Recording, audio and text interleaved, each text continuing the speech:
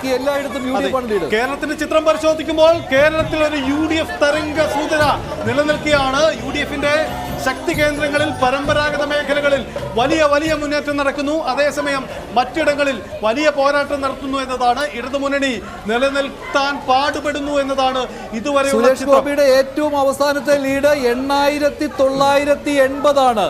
10,000 വോട്ടുകളുടെ ലീഡിലേക്ക് സുരേഷ് ഗോപി പോവുകയാണോ എന്നുള്ളതാണ്.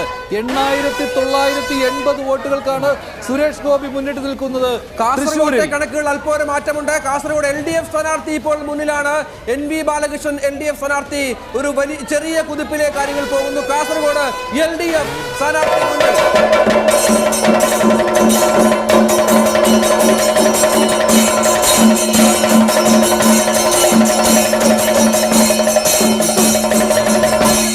സുരേഷ് ഗോപിയുടെ ലീഡ് 10,142.